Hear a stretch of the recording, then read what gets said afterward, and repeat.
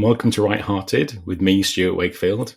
I am chuffed to have with me author, editor, speaker, and writing coach, Roz Morris. Roz, welcome. Hello, Stuart. Thank you for inviting me. I'm so glad you could be here. It's been too long. The reason I use the word chuffed, and for those who are not in the UK, the word chuffed means, well, very happy, is that I sent a text message to my fiance on the 12th of June at 2015. I scored an interview today with Roz Morris, meeting her at St. Paul's at 1:20 p.m. I'm well chuffed. And the reason was I was doing an assignment for my MA, and Roz very kindly and kind of at the very last minute agreed to meet me for an interview for an assignment. And I got a distinction in my MA. So, Roz, thank you. You're welcome. And the word chuffed, I use the word chuffed all the time. And Americans often say to me, but what does this mean? So we've now explained a favourite word for English writing. It is, yes, I'm well chuffed. Okay, so, I'm going to start the way I always start with when I speak to writers. And that is, how did you get started? Well, there are, I suppose, two ways of getting started. There's how you actually began doing serious writing and taking it seriously, and then there's what led to that beforehand, I think. Because for me, I was always a creative, quiet sort of child, very shy, but I could fall into a book and I would reread books again and again because I loved the journey. I loved the journey through words. It was very powerful to me, the kind of world that I could just fall into through a book. And I took great pleasure in writing. And I was told at school that I was quite good at writing, but like many of the people who've come on your podcast, I was told, yes, you've got to think of a proper job to do. You might sort of do writing for other people in a job. And I thought, yes, but all the things that people kind of get offered or consider as jobs, nothing really appealed to me. And I went along with everything and thought, well, I must be sensible. I must try to discover what a grown-up life would be doing proper jobs. But actually what I really, really wanted was to be a creator. And so fast forward a bit, I went to college. I did a degree. The degree was English, which was about as close as I could get to writing. And then I ended up doing a casual job in a publishing company. And I thought, oh yeah, making books, I do really like that. I'm always I think I considered things that I should do. Like somebody said, well, why don't you try to get a marketing job? And I thought, marketing? Oh, well, that sounds like something that arty people might do. And I could not take to anything about it at all. I just my mind was actually looking after me, the kind of deep down subconscious bit of me saying, no, close that door, that will not suit you. And so I did a few kind of odd jobs, like most writers seem to. I was a cleaner disastrously.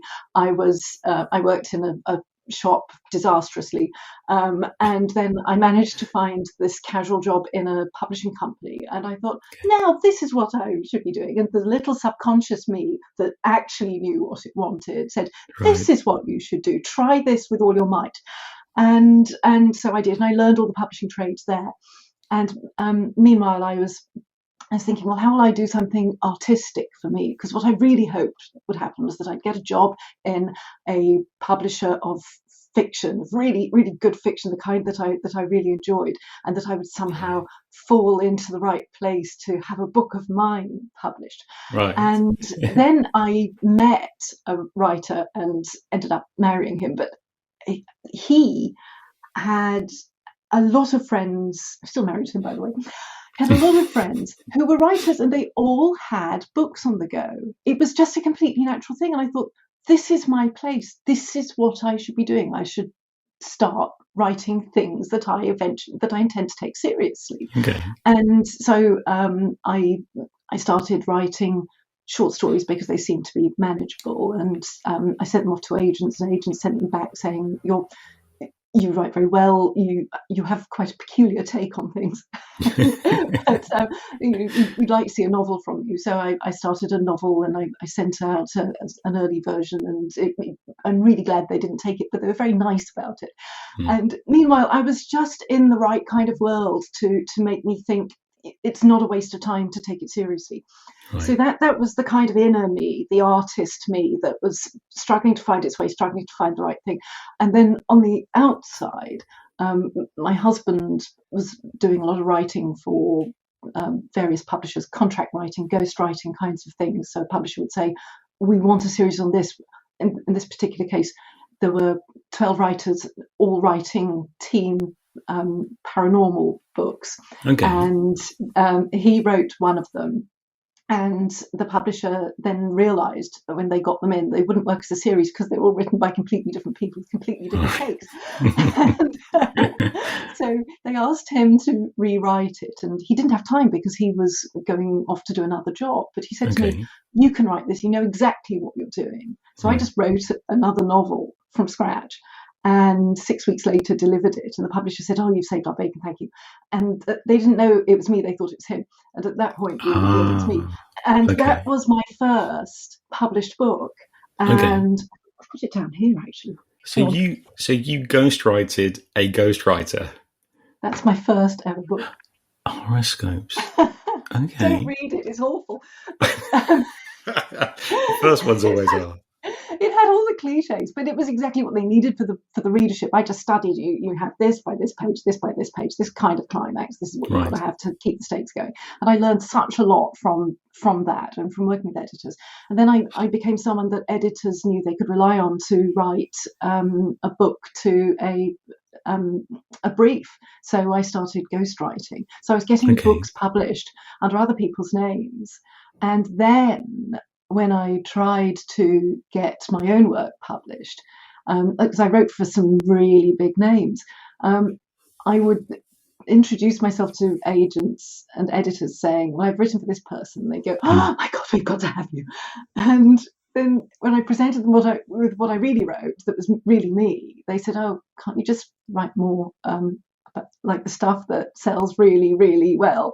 Right. And they just didn't want to know what I did as me. So it took me another few years to get I did get an agent for my own work on my own terms. But again, she had to introduce me as a person who had written as such and such. And that just spoiled my chances of getting taken seriously as myself. So I was kind of typecast, but I had learned a huge amount about different kinds of fiction, how fiction works, and also what I should be.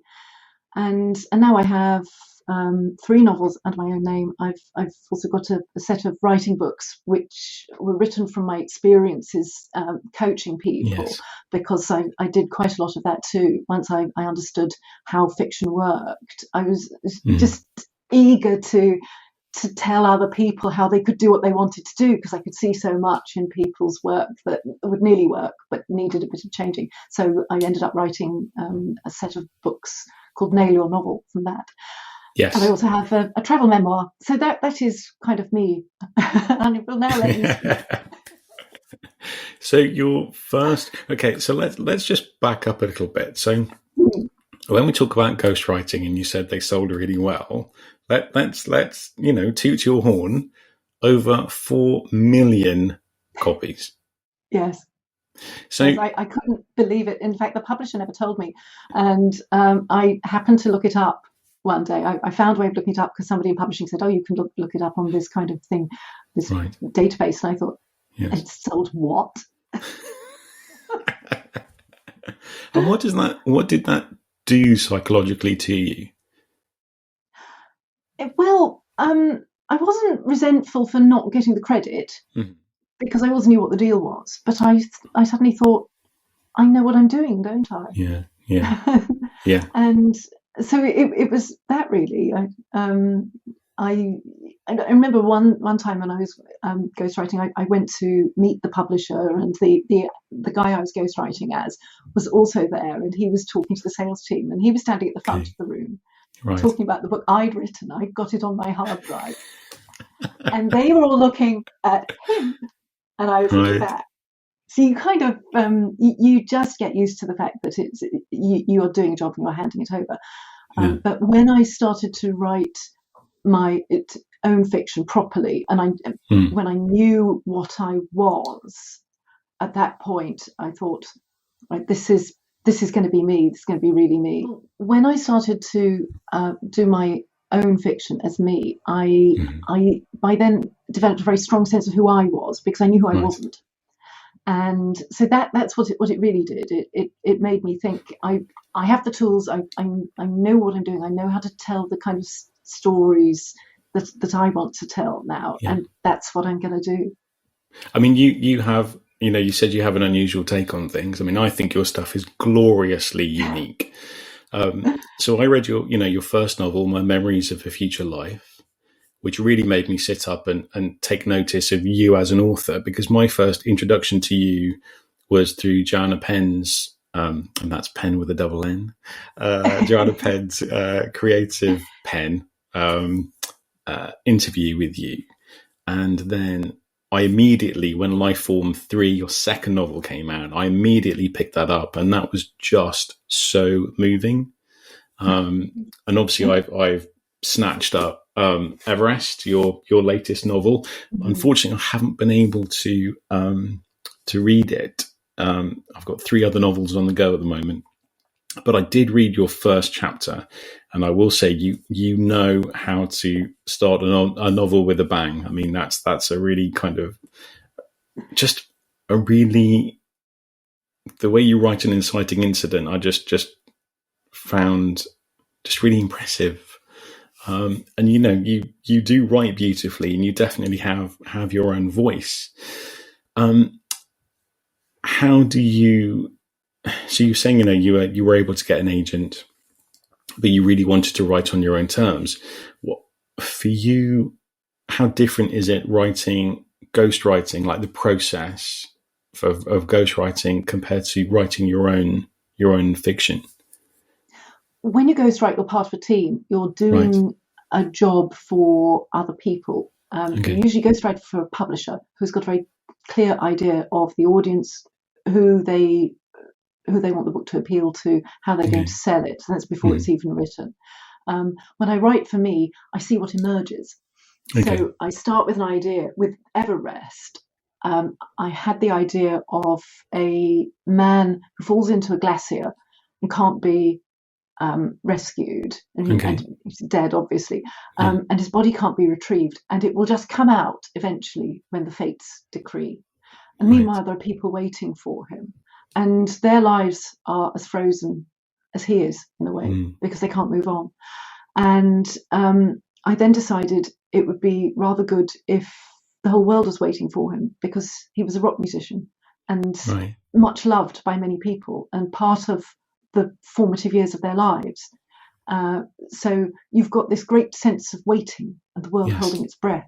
And I just thought, that's what I will explore, this sense of waiting, and also the idea of a piece of you frozen in time. And the guy's frozen in the ice, and also he's a musician, and music freezes time for us. We all have a piece of music that tells us who we are and who we were at a certain time, and a decision we made, and it brings it all back. It brings it back fresh and young, even though we've got older. And all that kind of emerged from the idea, and I thought, that is what I'll write. It's beautiful, and I find it interesting because I've just read a manuscript where somebody's quoting somebody else's lyrics. Now, I don't know if you do that in this book, because I haven't got that far, but I did notice in the back you've got your own discography for the for the band, the Ashbirds. I think it's a really lovely piece of world building to be able to do that. I did read that when you were at university, you learned a little bit more about rock music than you did your academic studies. So, how much of an influence? You were saying you wanted someone that the whole world would miss, and you've used that kind of motif of kind of being frozen. When you start writing, you said you're kind of exploring and putting things in and out. Do you have any structure, or do you literally say, okay, this is the premise and now I'm going to start writing? Do you kind of feel your way through it? I have to create a structure, or I will just get lost in words and expressing myself. Yes. So the next thing I did after realizing what was in the idea for me was I started creating characters, things that they would do, people who would be most strongly affected and distressed by this situation, the kind of turmoils they would go through. I made those, and then I thought of the kinds of things that they would do, and I built the novel from that. So I made an outline. Okay. And then I wrote the outline. And then I found, as I was halfway through writing the first draft, they had a lovely rebellion. And I thought, of course, this is now, their hearts have come alive. They know what they'll do and what they won't do. And then I went with that. And I did adjust my outline so that I wasn't feeling my way through a dark alleyway. But I do write to outlines. Yes, I did start a novel because I got the idea, I got a powerful setting and things that people were doing that was a bit strange, and I just started, and I was making things up, and I didn't really know where I was going with it, and I just kind of enjoyed writing for about 60,000 words before I thought, really, I need to pull this apart and look at it properly. So that's where I realised I can't just make it all up in a flow from beginning to end. I need a lot of structure, and I do a lot of editing. Everest I went through about 23 times. Good grief. Okay. Went through the manuscript 23 times, and sometimes I was adjusting just a sort of small aspect of the theme to make sure that it worked with everything else. Sometimes I was adjusting the character's dialogue because there's something about it that I thought I could do a bit better. I do edit, and I love the editing process. I find it very, very creative. I think if I was a musician, I'd be the kind who loved the studio. Right. Because I would lay tracks down, and then I would adjust them and mix them, add a little bit and pull a little bit back and do a little overdub and all that kind of thing. And that's very much the way I write. Okay. I mean, I certainly find your work, beautifully, beautifully layered. How do you approach self-editing? Because it is a very different skill set. So, and I've seen editors, people self-editing, go through it. Okay, this read, I'm going to go through it with this perspective. I'm going to look at character. This one I'm going to go through. This edit I'm going to look at, location or description. For you, self-editing, how do you, I guess, psychologically make that switch? I agree that a good approach is to set certain tasks for each read through. You can't do everything at once. There's a lot that needs to work, but I approach it very much a state of having material and then examining it to see if I can make something much better out of just the kind of the rushes. It's like rushes in a movie, to use another example, an art form of another example. And so I put it away for a bit, then I come back to it, and then I do a thing that I call a beat sheet. Lots of people use the term beat sheets. They usually use them for making outlines, but I actually developed this when I was ghostwriting because I needed to check the arcs very quickly. I needed to check characters didn't disappear. I needed to check that crescendos built where they were supposed to. So I developed quite a complicated version with emoticons and things, so I can see all kinds of stuff at a glance about how it's working. So I do an analysis like that, and I actually cover this in my Nail Your Novel books, explaining exactly how to do it. And from that, I make a blueprint of what the book is. Then I consider how I can change things. So I'm very analytical, and I really enjoy that. I have learned not to get too attached to certain parts that I've written Okay. because they might not serve the whole book, and that's a mindset that you have to have. Yeah. You might think you've put a sequence in because it happened to you. Usually Right. there are very sentimental reasons for some parts of a book that you like, but you at some point have to ask yourself, does this serve the purpose of this book? Because your duty is to get that book right. Right. So I approach it from that quite ruthless point of view of Okay. getting this book right, and just work at it like that. And it is quite hard. Sometimes you find you've painted yourself into a corner and you've got to solve things. But if you just keep on and on and on, it eventually works. So that's how I edit. And then do you ever engage the services of another editor? Because I've seen, your acknowledgements, you're thanking a good half a dozen beta readers. Yeah, what I do is I've got various people who will tell me overall whether things work, Okay. and I can discuss with them what might be better. Okay. And Dave, my husband, is always my first reader, and he Right. gives me essentially the developmental kind of feedback, which is, don't have that there, that arc isn't really working. And I do the same for his work too. So Okay. we kind of, because we speak writer. Okay. And so we do that kind of work ourselves. And then what I do is I try it on other people who will say, oh, Roz, that's not your best. and, because they know my work and they know what I can do. And they're not afraid to say if something doesn't work. And Right. I've done the same for them. And I also, for Everest, I needed some experts, a mountaineering expert, for instance. They do actually climb Everest, and, Okay. and I have not. So I have done about 20 years of reading about this because I do love the subject. I love the Everest literature and the other high altitude mountains as well. I've done a lot of reading about it all. But there's no substitute for someone who will then look at the manuscript and say, they couldn't do that, or that's not possible. And I had a beta reader who came back with quite a few comments like that.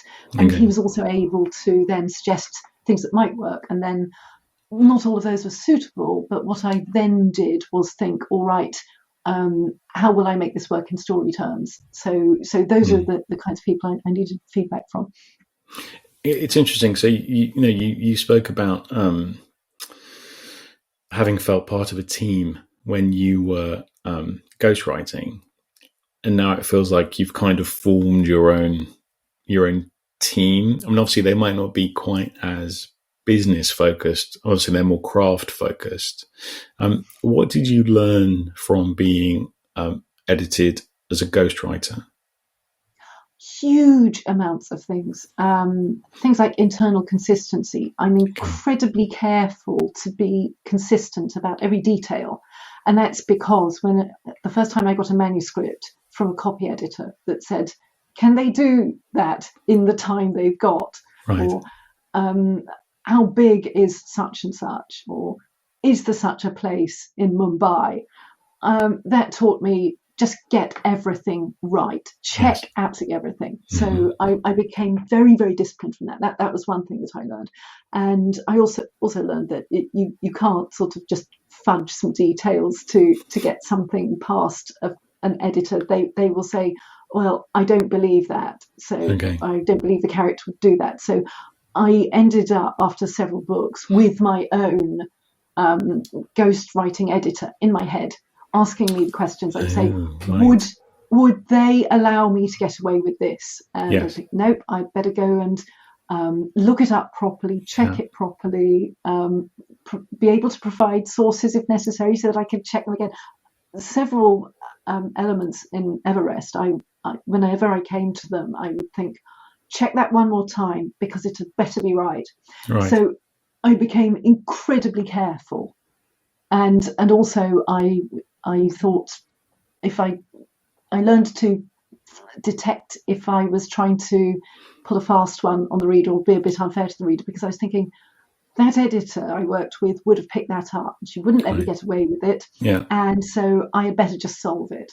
So it left me with, it was a really, really good training ground. It left me with an internal editor that was very harsh, but incredibly good for me. Yeah. I really like that kind of comparison, I guess, that, your characters stay with you as you're writing a novel. Sometimes they haunt you before and sometimes they haunt you afterwards. But I like that thought of having that editorial voice in your head as well. When I got somebody to read my last novel and she came back with 1,690 comments. And I remember opening the document and my heart just sinking. But now when I write, I can hear her voice. Yes. It's absolutely astonishing. Okay, so there are times when writing a novel feels like climbing a mountain. Mm-hmm. How do you push through sort of difficult times? When you're not feeling it, when you get up in the morning, or you feel like you've written yourself into a corner. How do you keep going? Well, the combination of things. I'm very, very persistent, very patient. For years I've ridden horses, and I've got a horse I'm training, and for that you have to have unbelievable patience, and you just have to take everything very slowly. And I think that's something I've either learned from my writing or I've learned from schooling my horse. Right. That you have good days and you have bad days, but you just keep on, and you don't keep on blindly doing the same thing that isn't working. You look for new things that will work, but you have this goal, and you know that if you looked back a few months or a year, you've actually moved on quite a bit. Okay. Yeah. And sometimes these books take a long time. So you might look back over a year and think, oh, actually, I've done a lot with this and it's in much better shape. Yeah. We might look back over a few weeks and think, well, I thought that problem was insurmountable, but actually I found a way through. And I'm so pleased I was made to think about that problem because I've got something better. That's what I often find when there's a problem in a book, is because, I mentioned at the beginning that my subconscious was kind of looking after me and closing doors and saying, that is not for you. Do not do that. Do not waste a moment of your life thinking about that. And in a way, that's how my creative muse works as well. It says, there's something else in here, do more work on it. And the reward is always worth it. It's always worth it, because there are countless plot holes that I found myself in with all my novels. And I thought, I don't know what I'm going to do about this. I'm fed up now, really fed up. But you solve them one bit at a time, and you eventually think, oh, yeah, I had something with a lot of holes, but now, because I kind of couldn't leave them, I have something much better. Yeah.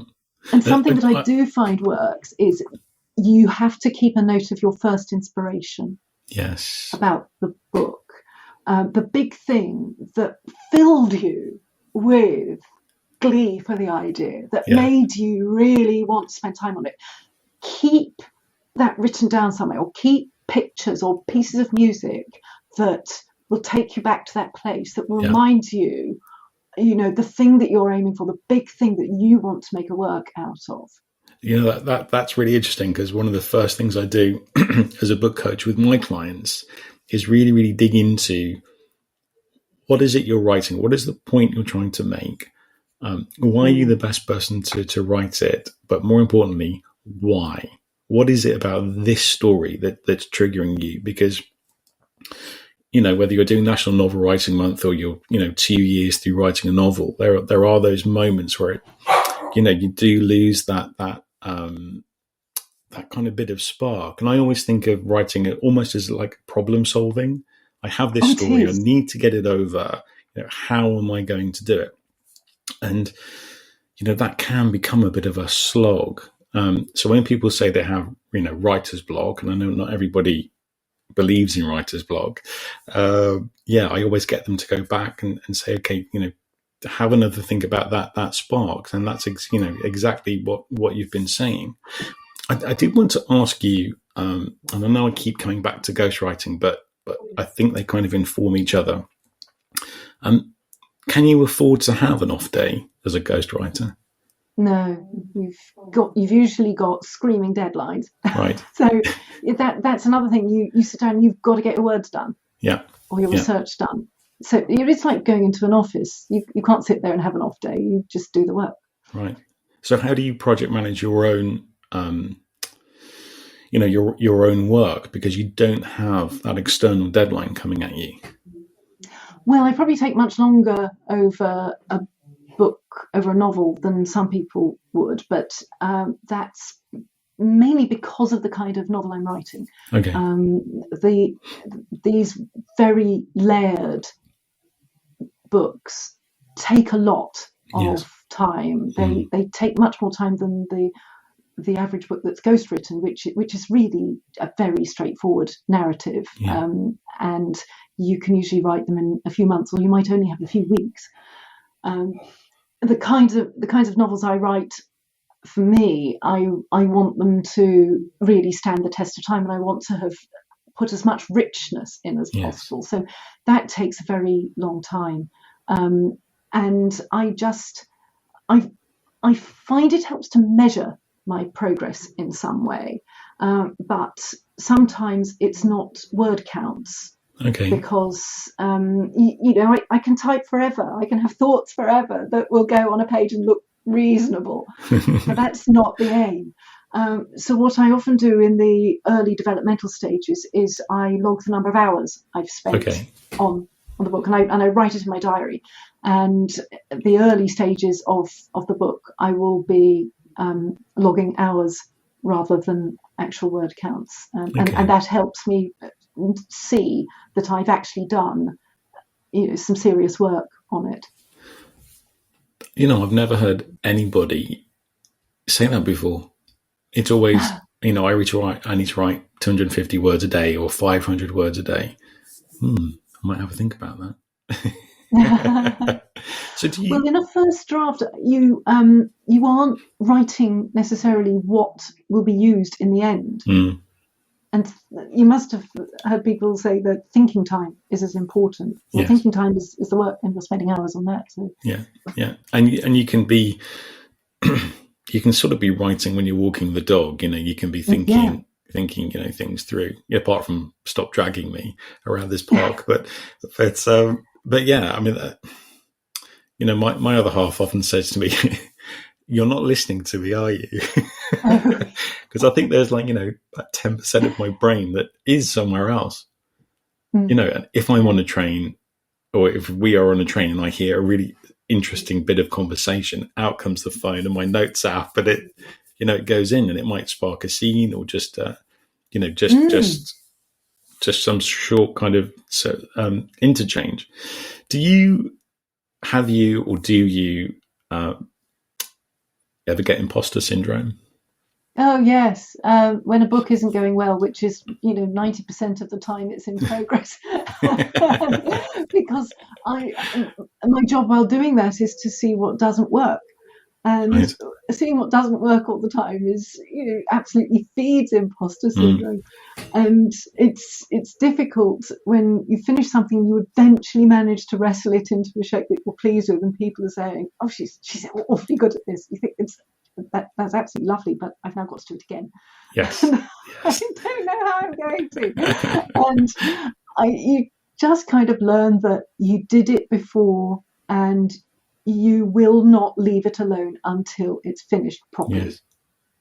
So that's kind of how I deal with it. But it is difficult, and I'm really lucky in knowing a lot of writers, and having one in the next room there. Yes. Who I can say, "Oh God, I feel this is rubbish," and he says the same to me. So we're all in the same boat, and that's just part of the work.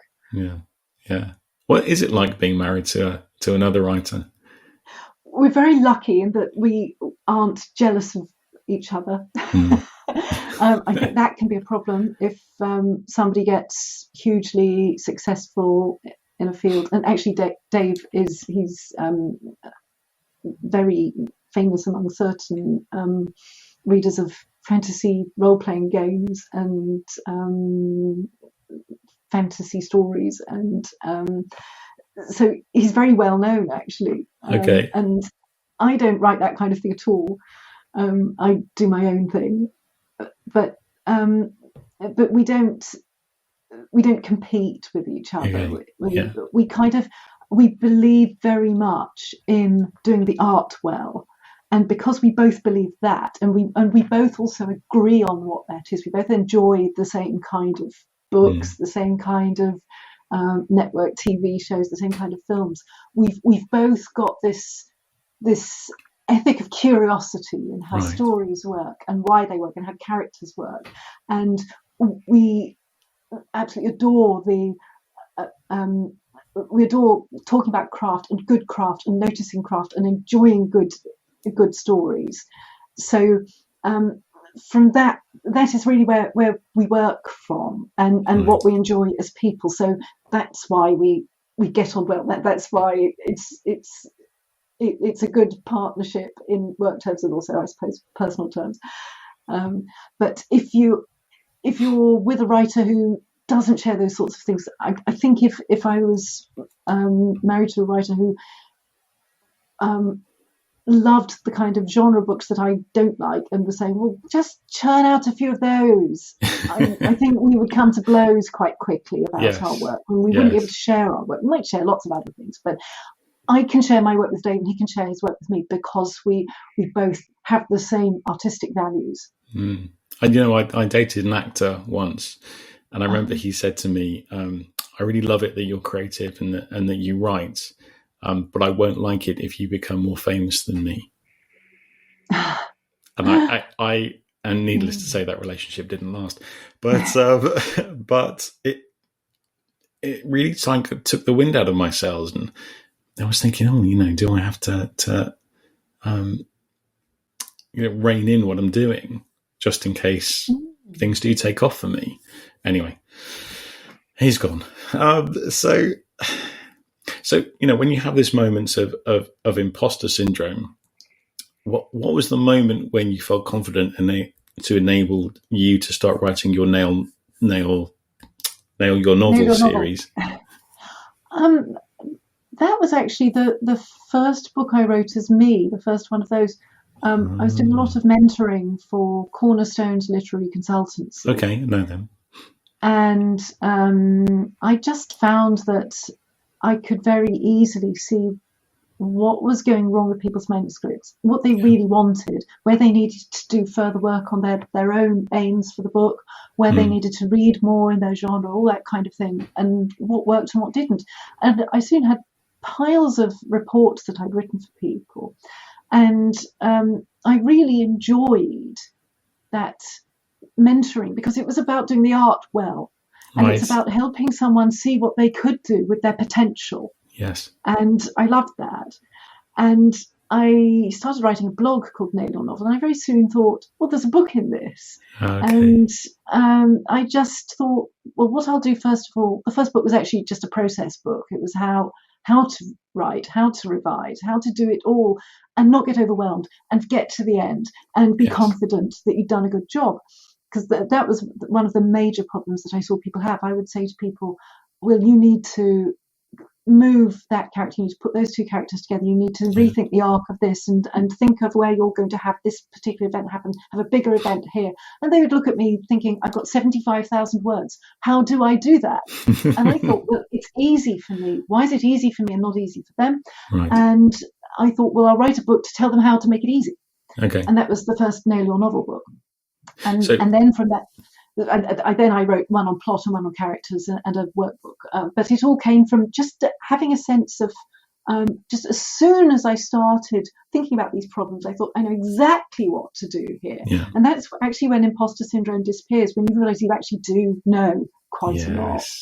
Yes. So it's interesting. So, some of the manuscripts I look at, you do start to see patterns emerge, and that there are kind of similarities in the, I don't want to say mistakes, but the opportunities that, writers have to, strengthen their craft. What do you think your kind of What are the things that you look for, or that you see most apparent in other people's work? I look for what they want to do to the reader. I look for Right. what they want to get the reader interested in, Yeah. and what they are most interested in about the characters and the situation. Uh, I tend to. I don't read a lot of genre books myself, Okay. but I know genre is basically about what the reader is interested in. So Yeah. thrillers, they want thrills in a particular way. They're usually very well versed in them. They've seen lots of plots. They've seen all the most thrilling situations. They want a new version of that. And so I look when I'm considering when I'm discussing with the client whether I'll suit them. I ask them what they want to do to the reader. If they're more kind of if they are very genre Okay. focused, then I tend to think, well, you'd be better with a different editor who is very focused on what's going on in the genre now and so on. Right. But if they are more literary or more interested in just all of humanity as a whole, then I think that I'll probably work quite well with them. And at that point, I look for what the manuscript is telling me about what they want to explore about humanity, and then how it's working in those terms. And that's how the lens through which I assess a whole book. So the characters and the plot and the way everything is presented, the kinds of things that happen. So that's what jumps out at me. I'm always looking for what the author's heart is in. How did you? Yeah. And again, I think that comes back to what we're talking about. About understanding that this is the point they're trying to make, and why they are writing this. And if they bring all of that back to, does this scene serve that point or that intention I have for a novel? Good. I should think about that when I'm editing my own stuff, as well as doing developmental edits for other people. Also, people actually, the kind of answer people often want to that question is, what are the mistakes that people generally make? Are they putting in too much backstory too soon? Are they showing? Are they telling when they should show? Is their dialogue authentic? All that sort of thing. Yes, people make all those sorts of mistakes, but I find that the most helpful thing to do is to clarify what the real purpose of the book is, and from there you can decide if they should show more than tell. Sometimes telling is good as well. So True. It's difficult to be prescriptive about these are the common beginner mistakes, because the common beginner mistakes are not the whole thing. You run some Guardian masterclasses, don't you? How do you find sort of getting up and speaking to people? Because writing is very can be a very insular kind of work. What gives you that confidence to be able to get up and talk in front of a room of people? I got kind of thrown in at the deep end. I thought I couldn't do it. It was Joanna Penn who made me. Okay. Yes. She was giving a masterclass in self-publishing, and they wanted several presenters to do the various aspects of self-publishing, and this was in front of 200 people in the Guardian's theatre. Right. And she asked me to do the module on making print books, because I'd done that in my job in the publishers. I knew all how to make print books, and I just put together my slides and went along not really knowing what would happen, and I got put in front of the audience, and I just started, and I thought, I could talk for ages about this. I know exactly what I'm talking about. I enjoy presenting it. They look like they're having a good time. They're asking questions. We're all learning, and that was it. If you have the big if you have a lot of knowledge that you want to impart, that you're enthusiastic about imparting, then it's not that difficult. You are talking to people who want to learn. That's the great thing with teaching something like that. They are there because they want you to tell them how to do something that they really want to do. And Yes. that's what you're doing, you're having a conversation. And you're a writing coach as well. You're a woman of many talents. What kind of qualities do you think a coach needs as opposed to a teacher? What's the difference? I tend to use the two things interchangeably, although you could say that a teacher tends to stand in front of a class and a coach is probably giving one-to-one feedback. So a coach is more able to be, notice I'm using the term, I'm using it in terms of opportunities. You've got the opportunity to have a more meaningful exchange with someone and help them do what they personally want for their book and to help them achieve their personal potential. So that's probably the difference. Yeah, I mean, I remember, Jenny Nash, who's a book coach, she always says, at the end of the day, the author is the god of their own story. And I think, when we are coaching somebody, we need to kind of vet them before we start to kind of try and get a feeling of, are they going to take feedback? Are they going to be able to think critically about their own work? And also, are they kind of open to coaching? Because I feel like sometimes people just want their stuff marked and they don't necessarily want to be not challenged, but, led through a series of questions to really kind of reflect upon their work. Have you ever had any kind of nightmare stories with somebody you've been coaching or tried to coach? I do recognise what you're saying. I recognise it very well. I've had consultations with people who just actually wanted to tell me bits from their book, and I'm thinking, well, you wanted to discuss what to do with it, but if you just tell me bits from your book, that's wasting your time. Yes, exactly. And I've also had people can get very defensive. Yes. And I've learned from being on the receiving end how it feels sometimes to have someone hammering away with criticism. Yes. That is hard. So what I do is I make sure that I make people understand what we're trying to do is take your strengths and make them better. Yes. And that's the aim we have. That's why you want me to help you, and that's why I want to help you, because I can see there are things you can do better. Usually that gets around most of the problems.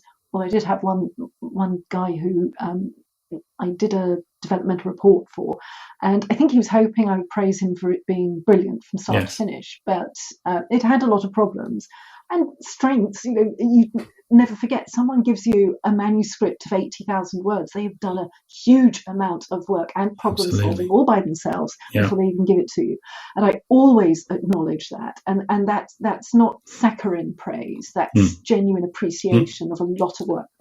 And I sent him my report, and usually I get replies from people saying, oh, this is quite a lot to take in, but thank you. And that's really helpful. I never thought of that. So they want to discuss it a little bit. This guy never replied at all. Oh. So I think his nose is severely out of joint. It is, yes, receptivity is important, but I hope I make it clear in our initial emails, and you talked about vetting people. I check that they're going to get on with the kind of feedback I'll give them, and that's the kind of feedback they want. Sometimes they don't. They don't want someone like me. That's not going to suit what they need. Sometimes they do need someone like me, and I try to establish that so that we all get a good experience. Yeah, because neither us as coaches or the writer wants to have chances are they're spending a lot of money for us to go through a manuscript, and they want bang for their buck. And if someone's willing to pay upwards of £1,000 just to be told, yes, your book's great, I find that a bit of a I don't even know the word to use. I'm just kind of shocked that somebody would be prepared to part with that much money and be sort of taken aback when they get something for their money. Yes, yes. Yeah. So the way I see it is, I give. Sorry. The report I give them is like a detailed tutorial in their own writing, as well as the individual book. It's in writing techniques they can use Yes. for other books too. So it has more value than just that book. Yeah. Sorry, you were going to say. No. I mean, so there are writers out there with your voice in their head as well as all of their characters. Now you have dabbled in video game writing. How did that all come about? I knew someone, mainly through Dave actually, who needed some dialogue and story written for a Lara Croft game. And so I went along to meet them. I wore good laced up boots to try and look the part. And that's fantastic. And they liked me, and that was good. And it was just excellent fun to put on that guise for a while, put on that voice and outlook, and just have fun. So yeah. Oh, and was that process? How different was that, say, from ghostwriting, where again you're probably writing with a team? It was writing with a team. So they told me what they needed. They told me how long the pieces they needed had to be, because they had to come up in the game. So I wrote pieces of dialogue. I wrote little pieces of story. Mm-hmm. They needed certain plot aspects established, so they gave me those, and I made them into a scene that would be interesting, and would take a certain number of seconds on the screen. And there's a lot of mind changing. That happens a lot with writing jobs. People will say, "Oh, we now think we don't need those, or we need them half as long, or we need them twice as long." So you will end up redoing stuff that you were quite pleased with and thought worked quite well, and then you'll just junk it and do it again in a different way. And that's just part of the work, really. Yeah. And so, out of all of the things that you do, what do you find the most fulfilling? It's got to be my novels, and also I did a travel memoir. I started off doing that as just a bit of an amusement, and that turned into something that I really enjoyed. It's up there actually. Yes. And it's So I love what I call the real writing, writing for my own soul. So exploring just what I find powerful about a situation, and making the reader feel it, and taking the reader on a journey, and crafting it and honing it so that it works as richly as possible. That's what I find really fulfilling. Right. So let's go, just dial back a little bit and talk about sort of your 3 novels in isolation. So, My Memories of a Future Life. If you want to give us the book jacket copy of that, and then I can give you the book jacket. Marvelous. Here we go. I love that new cover. It's so beautiful. Yeah. How did you? So what was it about that kind of spoke to you and that you wanted to explore? I was always fascinated by stories of people going to other lives through hypnosis. They had these things buried deep in them, or they came up with them on the spur of the moment. Who knows? Okay. But I thought, what if you didn't go into the past? What if you went into the future, and it was something you had yet to live? Right. Someone was feeling the tug of you in your own time. Oh, okay. And from that I thought, who would go into a future life? Who would seek that? What kind of problems might they be having now? And I thought it would be somebody who was in such a state of despair she'd lost all hope for her own life. And I again turned to music. Music is very important to me. Yes. And I thought of a musician, a classical pianist who gets mysterious pains and has to stop playing. And she can't do anything. She's literally lived through the expression she can give to herself through playing the piano. And I thought she will be the person who will be so desperate for a cure that she will eventually go to a hypnotist. And she doesn't go to a past life. She actually wants to see that things turned out okay in her own. But instead she goes way off the end and into something else. And it's got strange parallels with what she's doing now. Meanwhile, in her real life, she's having to find a way to live by not doing the thing that kept her alive, really. Right. And then she has to unpick layers of why she felt like that about the piano. Okay. She ends up teaching people who are cloth-eared, tin-eared, and it kills her even more. And she develops a strange kind of relationship with the hypnotist because of the possible hope he shows her or doesn't. And I just wanted to explore all that, and that turned into my memories of a future life. And that was obviously your first novel and the first novel I'd read of yours. I'd seen your interview with Joanna Penn, and was like, okay, I'm definitely going to give this a look. And it is very thought provoking, and I guess technically it's speculative fiction.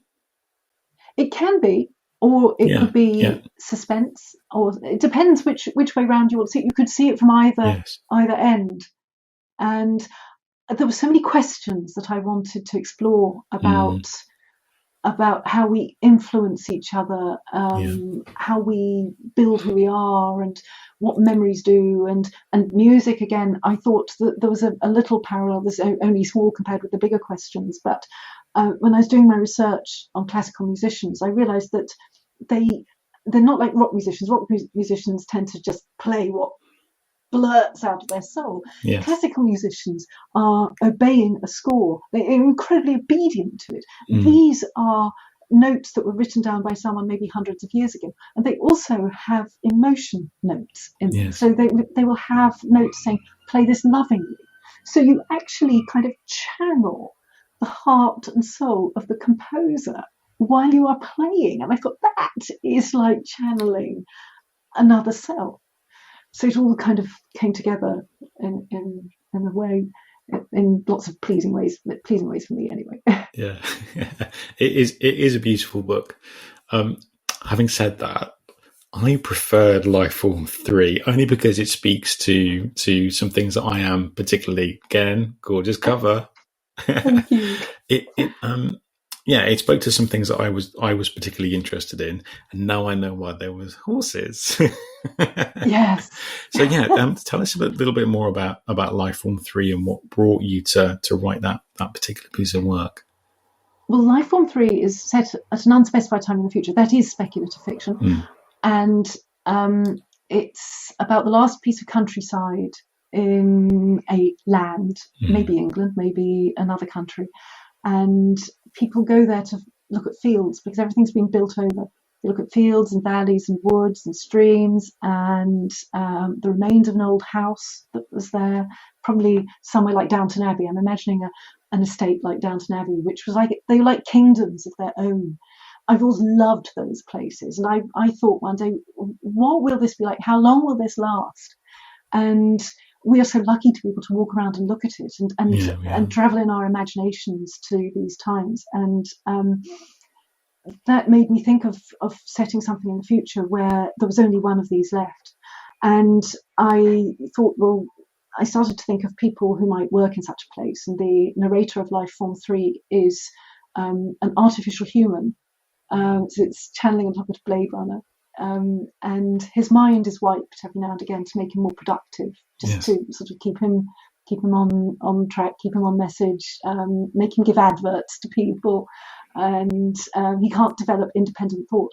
But the first night after he has his mind wiped, he dreams.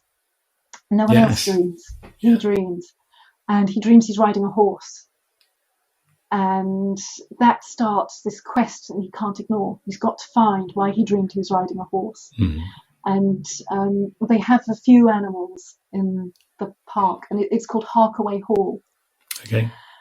And they have a few animals there, but they're all wild, and they're things like sheep and cows, and there are some horses as well. And no one can go near them because they're all just completely wild. They've never been domesticated. Right. But he gets an absolute compulsion to try and get closer to the horses and to discover why he has these dreams.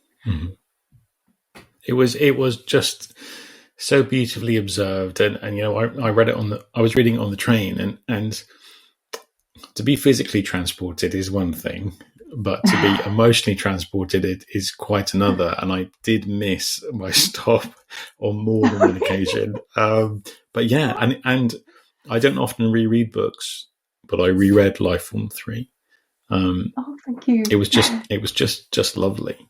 So what brought you to Everest? Obviously, so you have the idea about somebody going missing and being missed, but and I know you brought your kind of rock enthusiasm to that. What sort of brought you into actually starting it? I wrote a short story first, many years ago, just about a guy in the ice and people waiting for him. And I didn't really do the idea justice. I actually read it out in a writing critique group I was going to at the time, and they said, "There's a novel in this." And Right. I showed it to some friends in publishing, and they said, "Oh, we need a novel out of this." And I never really knew what to do with it until I finished Lifeform 3 and I got it out. And people, there were other people I'd showed the short story to who said, "God, I always remembered that. That was so haunting." Mm. And I thought, people are telling me to do more with this. What can I do with it? And I started examining what deeper stories it was telling me, what it was telling me. And I decided it was about deep buried friendships, a time of life that was incredibly special to people who you knew then, who you are still bonded to somehow because they changed your life in various ways. They pushed you in certain directions because of what you did together. So that was what I started exploring. And then I hadn't thought of adding music until quite late, but I suddenly realized that music went with it very well. And that's when I thought, make him a rock musician. And then it suddenly went into CinemaScope. Okay.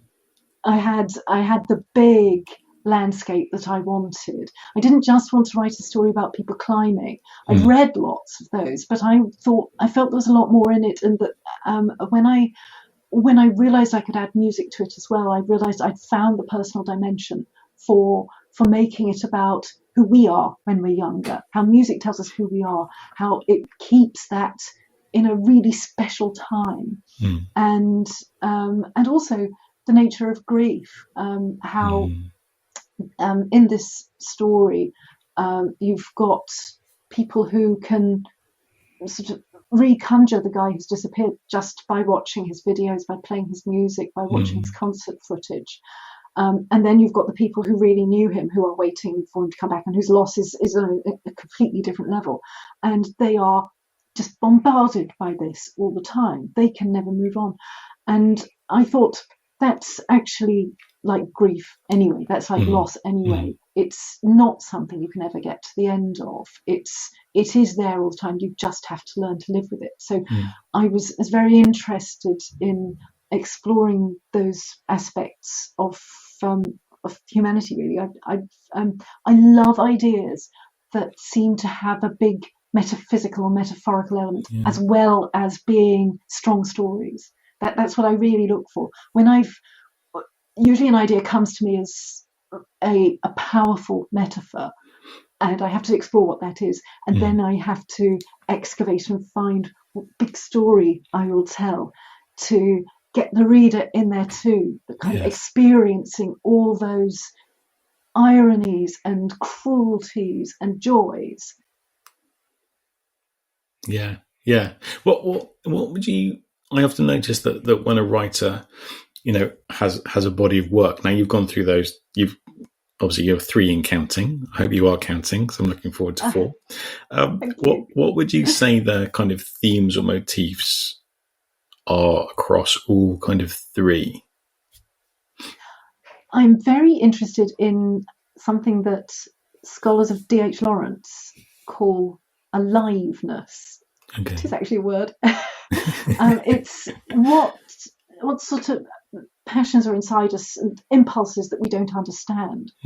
And all the characters in all my novels are kind of looking for a bigger life, the thing that makes them feel truly who they are, truly fulfilled, truly big and capable and fills their souls. They are all looking for that, for what fills their souls.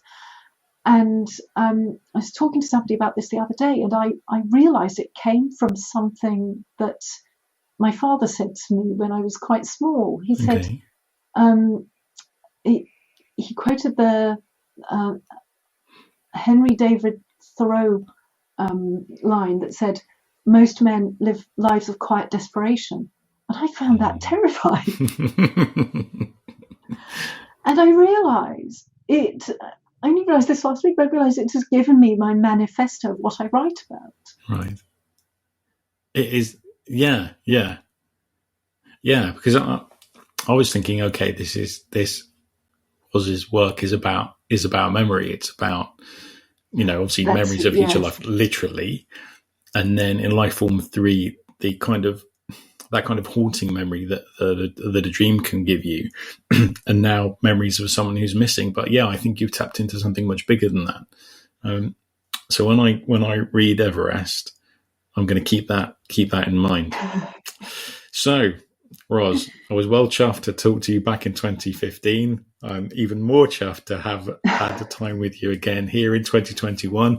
And it's really interesting to see how far we've both, our careers have both moved on. So thank you very much for your time. I really, really appreciate it. Well, thank you. That's been such a good chat. I really enjoyed it. Good.